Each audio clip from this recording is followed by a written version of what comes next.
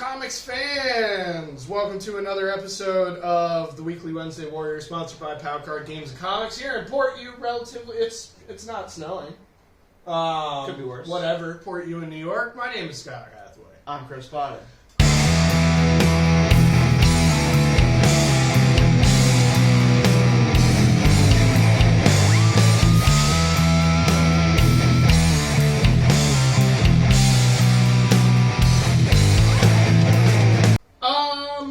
Here we are. We got comics today. We're here to talk about comics. I Yep. hope you're doing well and like a Merry Christmas or whatever you celebrate and all that good stuff. Yeah. Our list today is what, Chris Potter? Is what? We got Local Man 8, Wonder Woman 4, and a couple honorable mentions. Yes, we do. Go for it. Honorable mention. He's got more than I do. Yep. So I got Superman number 9. I like this book a lot. It's pretty simple. It's just, I don't know. Williamson has a good voice for Superman, and I feel like Superman is a character who you can kind of get by if you have a good voice on him. He's very interesting to me personally. I like how he just approaches the world and how he approaches the world he operates in. So if you're doing a good job of that, it hits, yeah. It hits. It slaps. It's for Superman fans. Got Bruno Redondo in the art, which is sweet. Came off of Nightwing, getting a pay bump to be on Superman. Adriano Lucas is doing the colors. I think he's been doing the colors the whole 9 issues too, no matter who the artist is. The first guy, I forget who it is, was doing his own colors, which was pretty. It was okay. It was I think John Timms maybe. I don't. John Timms was on that book for a while. Yeah. Yeah. It was cool. And Gleb Melenkov just came off a run of it. I think he's going to come back later. And I think he's only cool. 9 issues, so they've had 3 artists and 9 issues, Which has been a little frustrating. Yeah, but it's the series downside. But it is what it is. Joshua Williamson's one of those guys where he's not writing for any specific artist, which is kind of one of the reasons I don't like the guy that much. So they'll just throw whoever at him. I would say he rarely is. I think with Robin, he did have Gleb in mind and his sensibilities. He's talked a lot about like writing to what Gleb enjoys drawing. Maybe that's just his guy. Maybe he might have not started off like that though. They might have gave him Gleb Melenkov, and then Gleb Melenkov was cool, and so they used to stick with him, and then he was. They're like all right, good friends or whatever, and they have similar sensibilities. Yeah, I will say too, Joshua Williamson does have a lot of friendships with people in the industry, and so he will take people in the industry and put them on books that he works on. Yeah, that's one of the things, if you ever get to listen to an interview about him, that is interesting, is he just has connections everywhere, so he has all sorts of stories and stuff. Yeah, he's been in the industry a lot longer than he's been writing DC comics, even though his stuff isn't that popular. It is what it is. So up next we have World's Finest. World's Finest. I'm pulling that one. I should have a cover right here. I left all my comics at home today. Yeah. Oh, awkward. Anyway. I think this is a very creative book. Mark Waid is writing plots that are different from most of the comics you read on the wall. So I'm enjoying that. Skylar, not so much. But Dan Moore is kind of the unifying factor. We both love this man. He's doing a great job. I'm pulling this book. 22 issues. I'm still pulling this book. So he's doing something.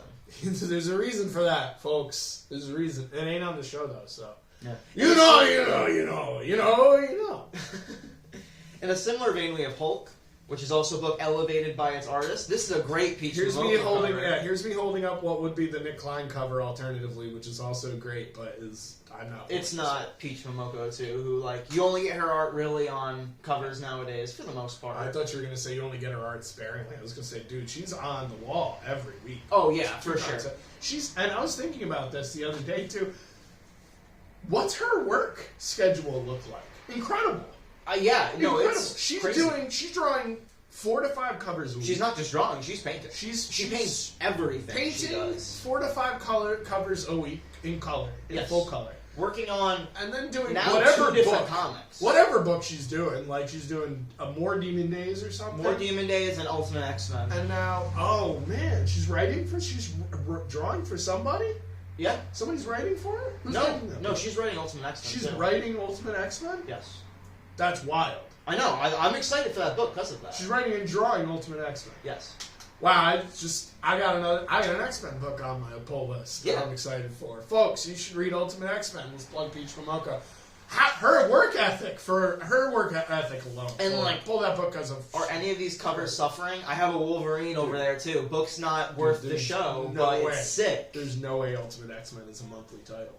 There's no It's way. probably a couple of minis. It'll probably be 6 issues, It's hiatus. it's Or kinda- it'll be a or- Transformer situation. Or maybe like a 4-issue every 2 months or something like Sure. that. Maybe they'll give her, because there's no way that she's going to do a monthly I title. don't know, man. You think about what John Byrne was doing. He was penciling. He's getting like she's not 4 John books. I'm comparing her to her own work schedule. Okay. Demon Days is a mess. Yeah. That release schedule's all over the place. And that's like, she could do that probably whenever the hell she wanted. Ultimate X-Men, that sounds like a title you gotta be on time for. Yeah. So, I don't know, they've been planning this Ultimate stuff for a while though, so maybe they have Yeah, they probably have a backlog. They have some in the can, will make it a little easier, deadlines and stuff. But that's a weird, like, deviation from World's Finest into Ultimate X-Men. Yeah. Or, It's from Hope. It's Hope. That's not Yeah. as big of a deviation. And for the writing on this book, it's solid. It's not like this is an all art showing. They're doing some cool stuff with monsters. Mostly, the best thing about this is Nick Klein gets to draw those monsters and draw them doing horrifying stuff to themselves, especially Hulk.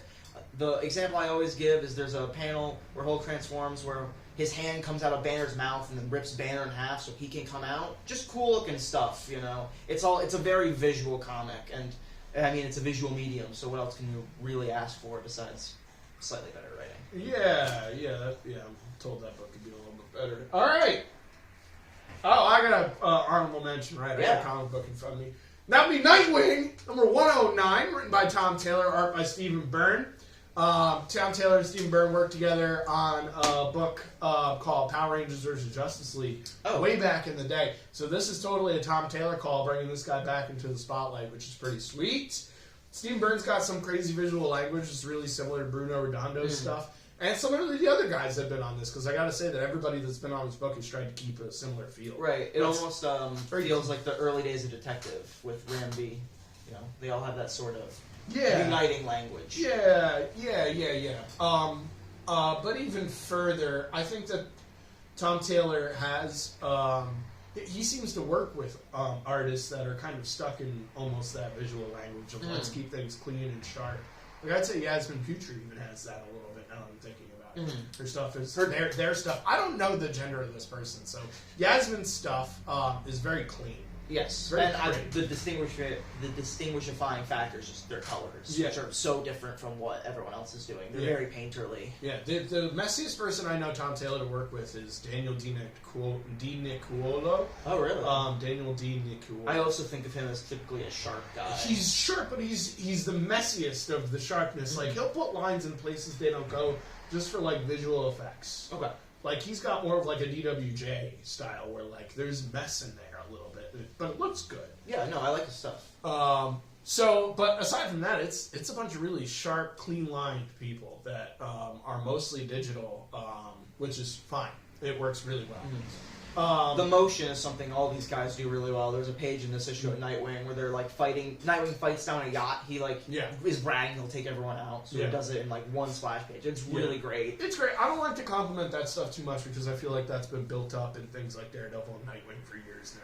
Yeah. So if you're gonna write a book, you kind of got to stick to what's been set up, expectations and what have you. So doing that kind of stuff kind of feels, it's maybe not paying the rent is the way to say it, but like I'm not going, wow, that's so different, like I am with Local Man. Right. Instead, right?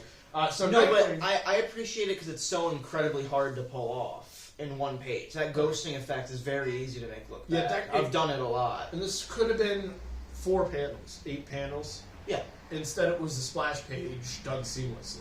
So I got nothing to take away from Steve Byrne. That's my big compliment this issue, if anything, is the art's really consistent. Right. And the story's really consistent, too. It's just not amazing. It's continuing a story. Right. It's like the same as Nightwing 29 we talked about 2 weeks ago. It's really good, just what is there to talk about other than it's really good? I was mentioning, like, there was, like, a big reveal at the end that they've been hyping up that, like, could have been really exciting, and instead it's just, oh, that makes a lot of sense for this story. I see where it's going now. I'm not excited because of it. I'm just continuing along the train. Keep reading. It's like keep reading kind of issue. Yeah. Which is great. They got things in play. Things are happening. We still have Heartless on the table. We still got Tony Zuko. And I'm very aware Mayor. that Tom Taylor's writing, like, he's being stretched a little thin this month and probably for the next 3 or 4 months. So if he can keep me entertained in the meantime and, like, write a consistently great Nightwing book, I'm all for it and stuff. moving right along. We got a local man. I left mine at home. This is actually shop's copy. Yeah. I got the Sam Keith homage cover that Chris has over here. By Tim Seeley. By Tim Seeley. Killing yeah, it. Of course. This comic book can be summarized by Chris because he is fresher on it than I am. Yeah. Go, Chris! So, he's tripping balls, all right? Pretty much. He's going through Local man. the quarry. Do we have a name? I keep forgetting his actual name.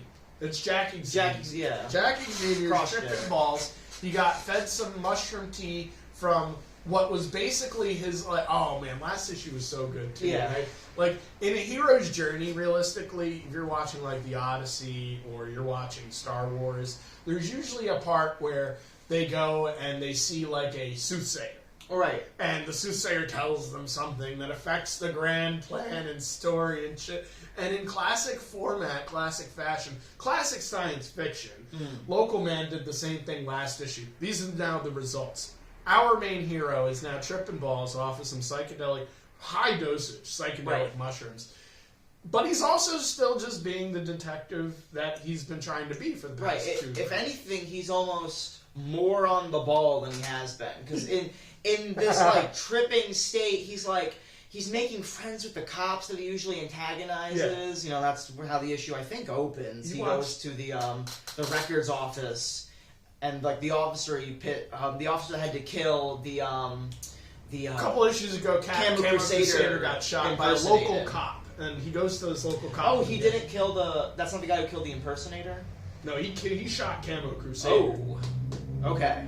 That's even worse. But yeah, he's really dealing with that. He's like, I'm a good Christian, I have to lie, I have to kill Camo Crusader. And Jack's like, hey man, let's just hug it out, I get what you're feeling. No, you're right. He killed that crazy religious zealot in Inga's restaurant. Either way, same difference. Yes. This local cop is affected. And this event is sort of spiraling both characters, where Local Man's dealing with this, but Inga now also has to deal with this because she has her old villainous plot, and she finds a Camo Crusader action figure left over from the murder, and they're still cleaning up after it because they're getting ready for this big event.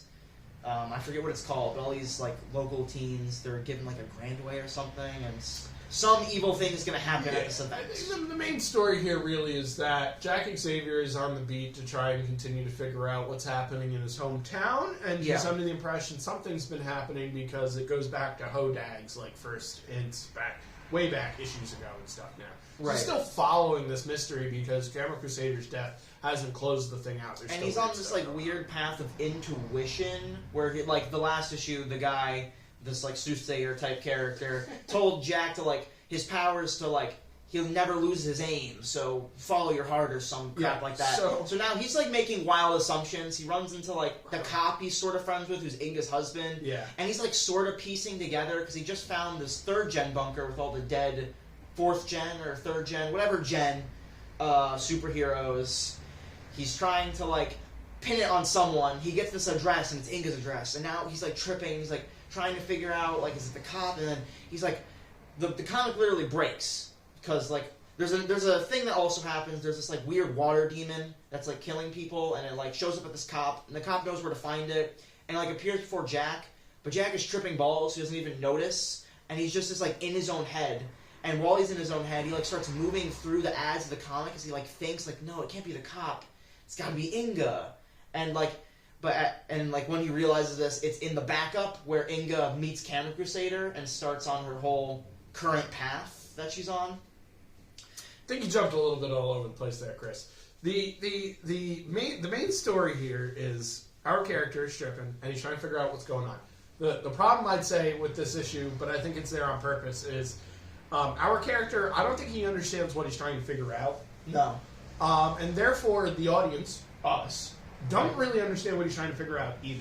He's trying to solve the murder of this girl, but he's kind of exhausted his only lead, and is now high. Right. See, that's what we should have started out with. Right. He's still on this chase of this murder of this girl. Yeah. The girl is in Inga's high honors club. Yes. And now she's dead, and he's following leads to that. Right now, I'm caught up as well. I thought he was just still doing this thing for the trying to find the mystery of the Hodag or whatever. No, I'm a little loose here myself. So Chris is actually more on the beat, but I'd like to compare this to there's a moment in Harry Potter. I don't know Uh-huh. how you're familiar with Harry Potter or not, or our audience even is.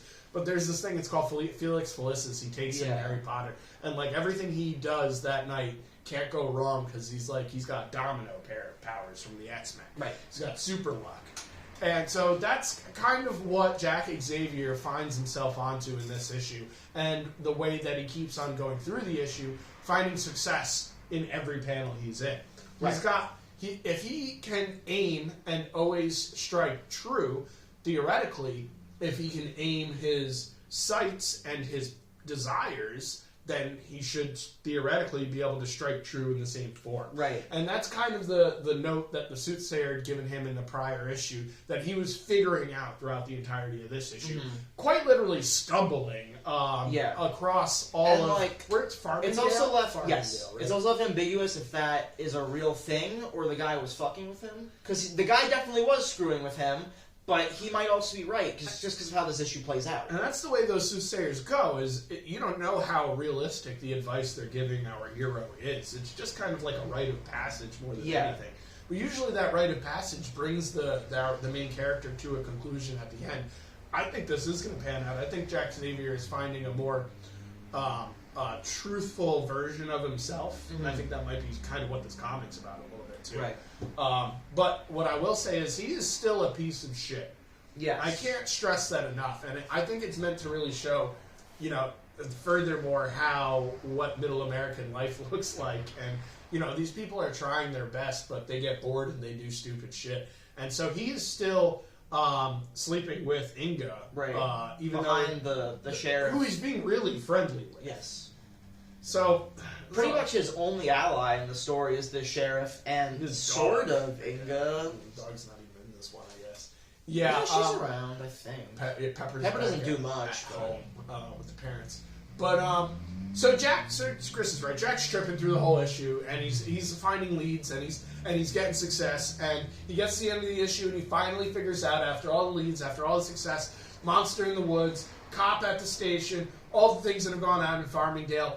Boom! It's Inga, because the things at her address, like Chris was saying, whatever. She has a storage locker that had all these dead people in it, and the person who owns it goes back to her address, and to some random LLC, too. And he's probably putting it together in between the panels, right? But then the comic continues, Yes. despite it ending.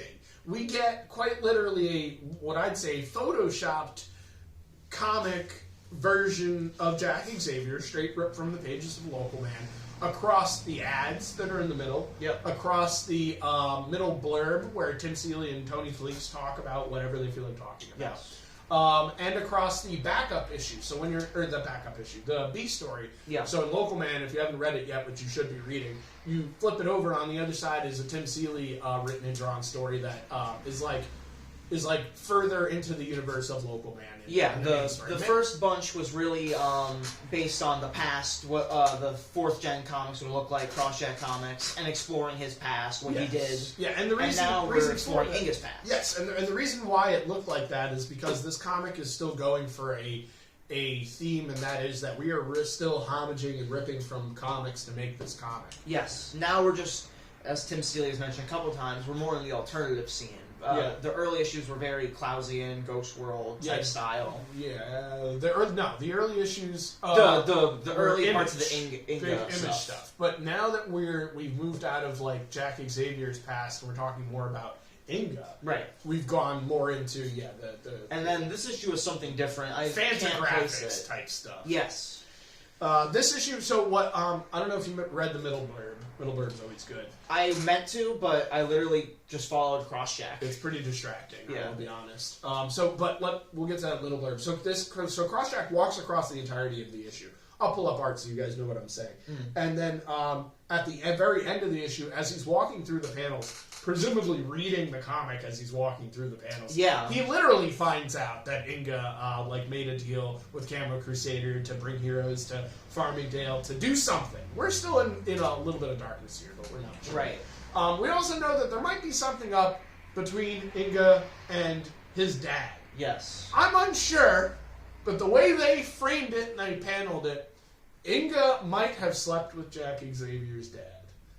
Don't know. Hope that happens. Hope that's facts because, like, his dad has been giving him nothing but shit for, like, 9 issues. Right. And for him to fall into being the same piece of shit he is would be fucking hilarious. I love the different ways he's drawn too, because in this issue they kind of draw him like a warm old man in the backup. He looks a lot kinder than he does usually. Yeah. So they're definitely going for like a difference between backup Jack Xavier's dad and main story. It's Jack also Xavier's two different, dad. and it's 2 different times too. So he was younger, Right. Different facial features. And they both stuff. have this like sort of sadness to them, because in the backup, Inga mentions like his dad, at least in this period of time, misses his son. Like it's something he is waiting for him to come back. Yeah. Meanwhile, we have a very dejected version of Jack's dad in the present. Yeah, so that's something, I don't know if I even picked up on that as much either. So that's something to be chewed up and thought about. The backup, stylistically, again, we said, drawn by Tim Seeley, is very Fantagraphics-y. I think it's all blue and white, right? Not this issue. The The last previous issue was couples. like that. But it's still very, it's like, so if I described their relationship in the first couple issues as they were like the Archie and Veronica grown up and like fed through Image Comics somehow. Like this is, it turns out like, yeah, Jack Xavier, he went to Image Comics, but Inga's book went over to Fantagraphics. Instead of being Veronica, she grew up and she became some Dan Clark's character. no, even more like what are the brothers that do Love Love and and Rockets? Rockets. Love and Rockets character. She's a story in Love and Rockets, basically. So, and it shines. Even despite Local Man, Jack Xavier walking through the entire backup, it's still really cool the way he's doing it in the back. Yeah. The middle part talks about something, and these guys are really smart. You can tell by the writing and by the way the comic is lined up. And whatever they talk about in the middle is always really smart, but it's actually escaping me at the moment, too. Oh, yes. They talk about superhero movies and how the superhero movie is just assumed to be based on a comic book. Okay. So now all comic book movies are superhero movies, when there are fine comic book movies like Ghost World and Men in Black and The Mask, and I'm actually still dancing in science fiction, I shouldn't. There are comic book movies that aren't about superheroes. No, but Ghost World is a At good all. example. Yeah. That they're comic book movies, but they're not superhero movies. And so Tony Fleecs is kind of not complaining, but saying like, let's stop using this phrase comic book movies because it's unfair to comic book creators who are making comic books that don't have superheroes in it that want to eventually make movies of their product. So I agree, and I think I've been guilty of saying comic book movies before. Right. I think I usually say superhero movies, or even more accurately, Marvel or DC movies. But I'm sure I've slipped occasionally. So that's a good point. You know, there are lots of great comic book movies out there. The list is escaping me. Because we're bombarded by the superhero genre. Yeah, and even like, going outside the States, that Tintin movie was a big deal for a little bit. When I was a kid, I remember it being popular. Nemo. Yeah. There's lots of them. All right, anyway, Local Man. Let's wrap this one up so we can move on to the meat of the sandwich here. This book was great. It's really creative. They're continuing a story that's been great. They're still homaging comics the way they want to do. Tony Fleecs is a guy who draws My Little Pony and has been for like years. So him doing such weird, wild, versatile stuff inside of this comic book is wild. It just blew my mind. We've said it before on this show that he's done My Little Pony. I must have just not He's registered it at all. the That's crazy. My Little Pony guy. For years. Oh my gosh. Tim Seeley that told me at New York Comic Con that Tony Fleecs had been drawing for 6 months prior to this comic to prepare to draw this comic because he was so afraid that his style wasn't fit for what they wanted to do in this comic. Right. This comic has so much into it. It's actually impossible for us to summarize and properly explain everything in it in one section. There's a lot of great characterization. There's a lot of things going on. Everybody has a role. Inga's got a role. Jackie Xavier's dad's got a role. Inga's husband's got a role. Jackie Xavier has a role. All the characters are doing something. There isn't a dull moment. The comic reads super quick. Yeah. It's what you want when you spend $4 on an issue. And it ain't just 20 pages either. It's some 30 pages of comics. Right. Plus a great blurb that'll make you think about your life right in the middle, every issue. Yeah. Tim Seeley, like we've said before, is a very intelligent comic writer. So is Tony Fleeks. I gotta Yeah. throw some credit out here now. I'm 9 issues in, and I'm 8 issues in, and I'm super impressed. Is it 9 issues? Yeah, there was the goal issue. Oh yeah. It's 9 issues in, and I'm super impressed. Yeah. This team is very married. Pick up this book. Yes. It's great. Yeah. Moving on. Yeah. All right. Wonder Woman, number 4. I don't have a cover. I left mine at home. I left my comics at home. It's Christmas. Give me a break. Wonder Woman. I'm going to summarize this quick because I know I can. Cool. This book was fantastic. Okay. The book is about. The book isn't about this, but what happens in the book is Wonder Woman goes to visit a kid who's dying, presumably cancer. It's usually cancer. Yeah. And he's on his deathbed, and the kid has like a Good Wish Foundation thing going on. Yeah. And his one wish is, I want to spend a day with Wonder Woman. And Wonder Woman, being the great human being that she is going to make this happen, even though she's a war criminal everywhere. Right. Like, almost everywhere. Okay. So, furthermore, the kid wants to go to Paradise Island. He wants to go to Themyscira. You can't do that. You're a boy, kid's a boy. You can't do that. Right. Okay. She's going to do it anyway. Even though she's a war criminal, right? Not just a war criminal. You can't bring boys to Themyscira. Right. She's You're going to break their ancient laws. Can't and do all it. that. You just can't do it. So, okay. So, that's going on one side. Then there's the other side of the comic. And both of these are running the same time. There isn't a beat skip. Tom King's weaving, dodging like a football player trying to get like a touchdown and shit. Right. Amazing. He's got this other story where it's the same story. I shouldn't say it like that. The other beat that's going is there's this dude who killed himself in the last issue because the King of the United States told him to do so. Yeah. And so he killed himself, and here are the repercussions in this issue, which are handled the same way as issue 1 with these newscasters and the repercussions throughout the issue, and then us ending the issue on what the result of that death was. Just like in the first issue with the first Amazon incident. So, first, he killed himself. Oh, but then he killed himself, he left a note. Oh, he killed himself, he left a note, and it says this. Oh, it says this. Oh, he got demasculinated. Blah, blah, blah, blah, blah. Whole world's getting demasculinated. Oh, no, everybody's doing terrible. This is all going to shit. We gotta get the president in on this. He's making bad decisions. The King of the U.S. is talking to the president as this is going down. He's telling him about his speech, how his speech really needs to be the deciding factor on this war. His main problem is he's using a lot of certain language. He says things like perhaps and maybe. This is normal political nonsense. Yeah. When you go writing speeches, you go doing political speeches and stuff, you have to use certain languages. And for some reason, I can't describe this president's an idiot and doesn't know those languages even though he's made it this far. I guess it goes to show, and Tom King's probably trying to say this, the U.S. president in this comic, maybe realistically, is just a mascot.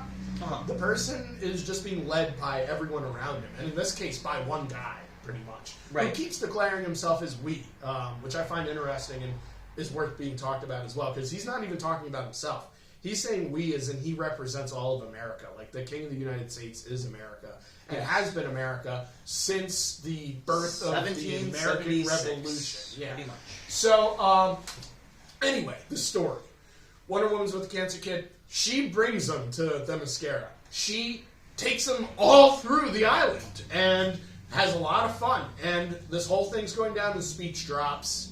And people are losing their minds because they're going to go to war with an Amazon race. And the Amazons are aware of it, but Wonder Woman herself isn't. They have spies there. Yes, they already know the speech is coming out before they even have it. And they're watching the speech as it happens. I can't stress how much Wonder Woman is just hanging out with this cancer kid. There's nothing else going on there. It's her, it's cancer kid, they have a date together. So the whole world's falling apart. But and I shouldn't even say that. It's America. America's falling apart. It's almost that this comic was a little harder to swallow for me because I thought the reasoning was unrealistic, and I'm glad that the reasoning is unrealistic because it seems like they're going to war because men feel like men and men, right? Yeah. More or less. And in reality, I don't think in this current societal political, I think if somebody got demasculinated by a woman superhero, we'd have a lot more cheers than we had boos. So, now if this were a different country, Yeah. That's a different story. But here in this comic, in this fictional world, everybody in America is pissed, for the most part, or at least enough to make it change. The men, the people in power, can make the change. And they're going to war with the Amazons. Wonder Woman has no idea any of this is going on because she's with the Cancer Kid. Right. It's an unrealistic work of fiction that's supposed to be a political commentary. Oh, only a little unrealistic. Right. But, like, so everything is just sort of heightened. But, like, as Scott said, like, by this much. Yeah, by the fact that there's an Amazonian flying around. Right. We're taking maybe a majority, maybe a minority, a group of people, and we're just making them the all, pretty much. Yeah, is what we're doing here. There's so many comments here that I have to work through, but I need to finish summarizing the story. Yes. But I'm about at the end here. Diana's finishing up with the Cancer Kid and stuff, and everything's going terrible, and she's declared a villain of the state or whatever, official terrorist duties, and Amazon doesn't want her either, so now she's in trouble everywhere she goes. And I don't remember do you remember what happened at the very end, how the issue wraps up? Because I know that the Cancer Kid obviously goes back, and he doesn't die or anything at the end of the issue, which is nice. He has like this a really good time, and you get shown the island and stuff. Yeah. Oh, right, there's a backup here. Oh, well, that's going to take us a minute. We'll get there. No, it really just ends with her hanging out, and the world's gone to crap, and we're going to see what happens in the next issue. What's her response to all that is, because she's been too busy having a good time with the Cancer Kid. Right. All right, so let's chop this up. So Tom King's trying to make the DC Universe, or at least he states in the DC Universe, the men, the power. And so much so, the King of the United, it's a king, it's not a queen. Right. And the commentary that has been guiding us through all 4 of these issues are being done by the King of the United States, presumably after Wonder Woman is successful in taking him down. And we know this eventually pans out for Wonder Woman one way or another.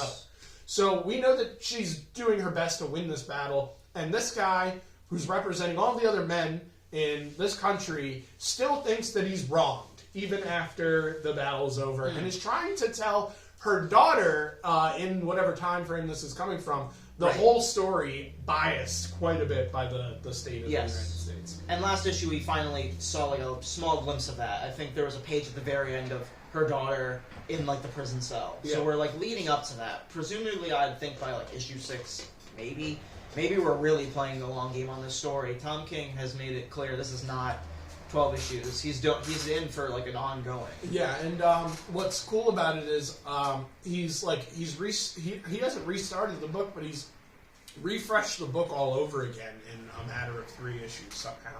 Because in this issue, like I was saying with the Amazonian, we've almost dealt with a mini conflict and have moved on to its natural continuation. Yeah, and now there was another conflict all over again that's guiding the continuation of the bigger conflict to the result that we have at the end of the issue. It's the like political. It's very believable because of the way you look at history and how little things can affect change in a great way. Like I think it was either World War I or World War II. Yeah, started one because dude of a sandwich. Died. Like dude went into a sandwich shop because the mission had failed. He got out of the sandwich shop and there was Franz Ferdinand. He was like, well, all right. You know, if that dude didn't get that sandwich, the World War I would have never happened or whatever.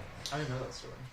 It's a good story. It's a story of, I think they're called the Black Hand. It was this coalition of guys that were in France to kill Franz Ferdinand. And they had 6 opportunities and they fucked all of them up. And dude was like, all right, well, I'm getting a sandwich.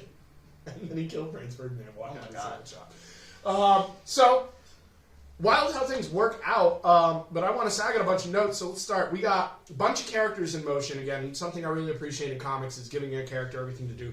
Wonder Woman is just the vehicle of this comic book. It's called Wonder Woman. It should be called, like, the War of Amazons and United States. Or something catchier than that. Amazon's Attack. That's a title they've used before. But that'd be awful, because we're attacking them more than they're attacking us, if anything. Right. And on that note, let me continue off that for a moment. There's a moment in this book, I'll pull up a page, where the president is about to talk, and they're setting up the cameras, and there's no reason for us to even show us this page realistically. But I think Tom King has it there because there's a painting of Abraham Lincoln, and they want to show us what it looks like, what this president's going to be looking at while he's delivering this address to the nation. And it's a prompter, cards, very Hollywood, very unrealistic. And then there's a painting of Abraham Lincoln just staring the dude down the whole time. Abraham Lincoln, the man who freed the slaves. Abraham Lincoln, the guy who, dealt with the Civil War. America literally attacking and killing itself and shit. The man who died in a movie theater being shot by John Wilkes Booth, who the killer of was spoken in like Last good, issue, yeah. in like good like they like the King of the U.S. was like happy to talk about it. Like he Right. did a favor to the United States by killing Abraham Lincoln. We so we're drawing lines in the sand here. It's pretty clear. You're the president, and you're about to declare war on citizens of your nation. For the past 3 issues, we've been eviscerating and killing Amazons by the fucking hundreds. And imprisoning them, putting them into camps. So I don't think I don't know Abraham Lincoln personally, but I think what Tom King's trying to say there is I don't think he'd be a fan of the course that American history has taken, leading to you're being ignorant to heroes on our land that have gained citizenship that are here to help us out, and you're just like kicking them to the curb. The people of color were led into battle. He freed the slaves, and then they were immediately put into arms to fight for us and stuff. What honorable people that we've been treating like crap, and then are signing up to the army to keep the place free when the place was never free for them to begin with. Yeah. What a comparison to the Amazons in this case. They're never in slavery or anything, but like. Right. You could even go a little further with that. They fought through 2 wars before they got proper, proper rights. And I don't. Then there's a whole different thing too. Like the Amazons really don't like men. Yeah. They don't want them on the island. It's a thing. They're all they create kids through magic or whatever. They don't need. Yeah, men. they're immortal. They don't even do that. I think they do it on occasion. Right. But I think however, Hippolyta just wanted a daughter. I forgot the story. Yeah, goes. they just make them out Yeah. of whatever. Clay. There's a couple kids running around and stuff, but there's just a whole lot in this comic book. What the whole duality of this issue is incredible. Wonder Woman having fun, having a good time, bringing this poor child, this poor American child, this boy, the time of his life. Just an amazing. This kid will never forget this, even if he dies tomorrow. Yeah. Meanwhile, the U.S. is just tearing itself apart. Over her. Over- this paragon of truth and kindness who's taking a day out of her other heroing to do this minor act of kindness that she probably has done before. Like, I feel like that's not a big leap in logic to say. No, not at all. She's obviously not the work of a criminal. And they're naming her a war criminal, like the number one. She's Osama bin Laden. Yeah. She's Saddam Hussein. She's Fidel Castro. She's Hitler. She's the guy. She was not the guy. She's the woman. But that's pretty ridiculous. And so the duality is you got like one side of this comic, everything's going to shit, and then the other side, you can't help but like tearjerk or be inspired and stuff. Meanwhile, the other side of this comic, you're getting angry. You don't know how things have broken down this hard, and I'm sure that these are feelings that Tom King has gotten out of war over the course of his life, For sure. and put into this comic because war is a bunch of duality. You're fighting for peace. What? How does that work? Shouldn't you be like piecing for peace? I don't know. Like, also, with how our history curriculum works, we all know we've fought for peace like 5-6 times now. Yeah. Yeah. She thanks the kid at a point. The kid's like, "Thank you for doing this," and Wonder Woman's like, "No, Right. thank you." And I'm still not sure what she's thanking him for, other than she's just that damn good of a person that she wants to make this kid feel so good that I don't know. Maybe she's just thanking him for fighting, thanking him for being alive, thanking him for being the Inspiring, person maybe? he is. Why not just give thanks to a person who needs it? Right. Maybe she's thanking him for being on her side, too, in this current war, because shortly before that, there's this really sad moment where he starts crying because his folks and his friends, they all kind of make fun of him for being such a Wonder Woman fan. And they're like, why don't you like Batman or Superman or any of these other cool heroes? He's like, he doesn't really have an answer. He just likes Wonder Woman. Yeah, and he is literally is inspired by her. He is a great parallel again. Tom King, geez, man, you're killing it. this kid has been demasculated by everybody around him. Right. The U.S. The kid has been everyone around him, but Wonder Woman, the kid, person who is being put on trial. What I mean by everybody around him is Wonder Woman's a new person in his life. Literally everybody else has made this kid feel like crap to the point that the only person he can confide in is a stranger. This human, this mega human. Which, like, okay, that's comforting and all that, but for the U.S. being the people that are around this United States citizen boy, making him feel like less of a human for liking somebody of a different gender as his hero, that's like the definition of demasculinating a boy, making them feel like less of a boy just because they like anything. Meanwhile, the U.S. is at war with Wonder Woman for doing that to the U.S. Yeah. The U.S. is doing it to itself. And there's the proof right there in the panels. So this is this is just like the Civil War. They're just eating themselves alive. Yeah. Wonder Woman is trying her best to just remove herself from the situation, because if you remember in issue 1 or 2, she delivered her sword back to, because she knew if she had any violence, she didn't want to be tempted. If she had any violence in her at all, she'd just slay the entirety of the men in probably. She'd do what opened up in this issue. She'd do what the woman who killed the people in the bar did. She'd get fed up and she'd go kill a bunch of pool hall bar people. Yeah. So Wonder Woman's handling this the best way she possibly can, and she's helping things for that, and that's a big part of what the person who's commentating this whole entire story is saying, is that because of how stoic and because of who she is, this couldn't have gone any other way. But if she was any different, this would have been, we would have won. This wouldn't have been a problem. We would have taken her down. But because she's Wonder Woman, this battle was lost before it had even started. Yeah. You got any notes here, Chris? Sure, yeah. This one thing I love that Tom King does is he really represents the spin cycle of the news in that opening page. Yeah. There's the one line I wrote down, don't have my notes, so I'm going to be paraphrasing. Yeah. But one of the ladies mentions that he fought in that terrible battle that happened a couple weeks ago, and we've seen that battle. So they mention it as this great travesty. Right. And it's almost completely the opposite. Yeah, it's a joke. Right. There's almost no a battle of yes. There is no fighting. Actually. Well, there is, but she doesn't fight them really. Yeah, they're trying to kill her. Humbles them. Yeah, and then she just waves. Ends the battle in the most peaceful way possible that you can, and a battle on a battlefield. Yeah. Besides negotiation, they weren't up for that. Clearly, I mean, we know that this is all being conspired by the King of the United States in classic traditional comic book form. There's a big bad villain guy behind it all. But the way that this is being handled is very untraditional comics. I'm really impressed by it. Right. Yeah. There's a note in here that she's trying to make comparisons to. She says the gods are folly.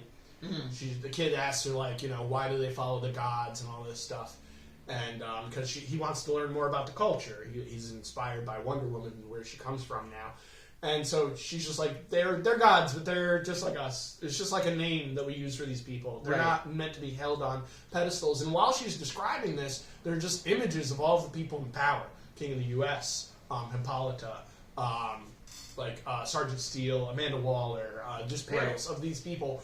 And it's a comparison. She's not talking about gods. She's trying to tell you she's not talking about gods, because gods shouldn't be held as gods. Should be held as accountable as men. And so, same for the leaders that she's talking about without actually talking about these leaders. She's making a comment on what's going on without even knowing what's happening. She's just that far ahead of the game. She's not even trying to be. She's naturally a warrior and a princess in the same levels that the combination of those dualities makes for the perfect superhero. Basically. Yeah, she's the perfect person, the perfect ambassador too. That's even more so. And furthermore, my last note and one of my favorite takeaways from this, they don't make this comparison directly, but they basically say this. They compare Diana Prince to weather. There's a point where she shows up on Themyscira, and she needs to bring this boy onto the island. She can't do that. All the guards there, they're like, we're going to fight. We're going to take you down. And she goes, listen, I'm the princess. Yeah. I have this tiara. I have the bracelets. I have the lasso. I've put down everybody on this island when I was 9. You're not going to win.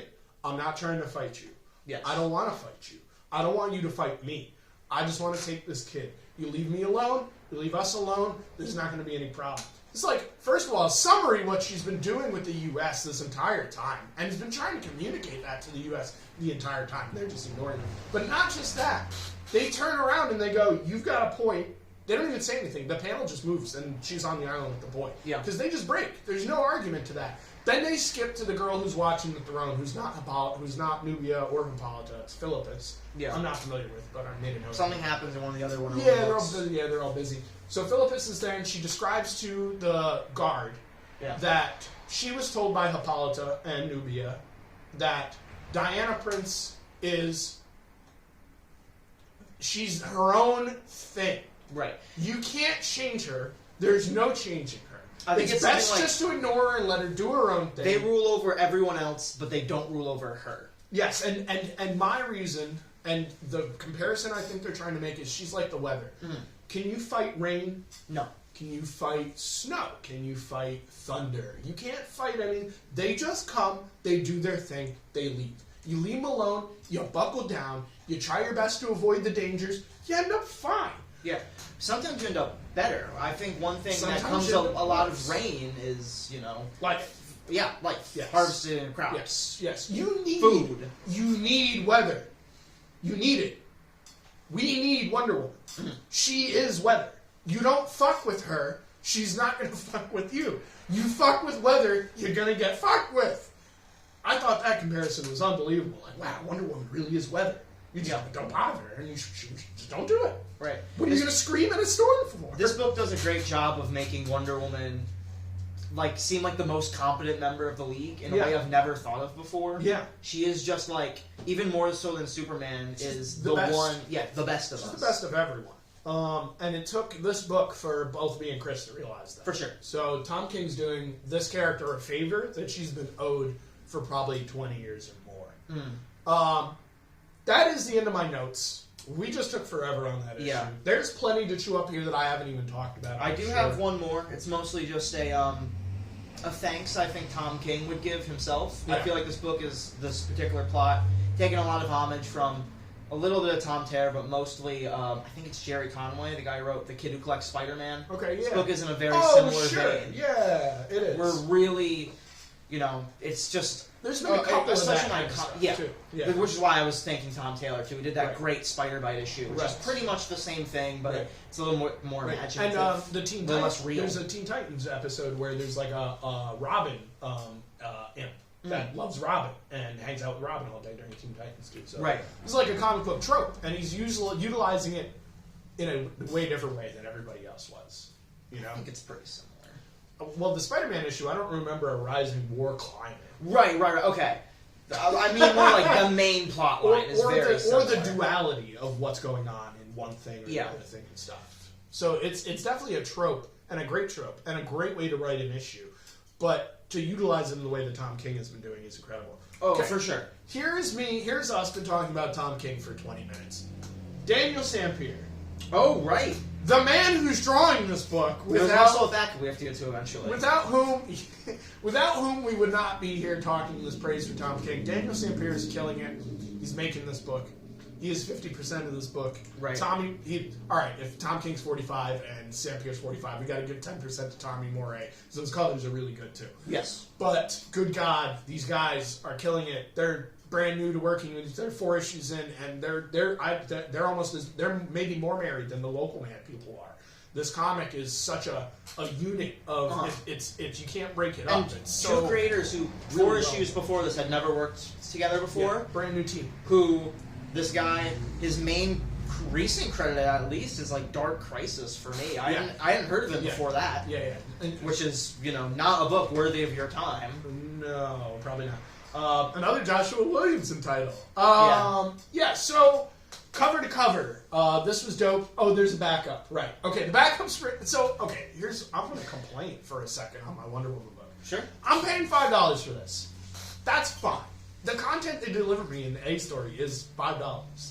The backup is a bonus. I'm thrilled about it because it is written by Tom King, but it's not your usual Tom King. It's like you can tell that Tom was like, oh, I gotta write a backup for this. All right. Well, I like John. my 30 issues of Wonder Woman are in the can over here. Uh-huh. And I'm working on my 2 projects for 2025 right now. Right. So, all right. Yeah, I got this. Belen Ortega.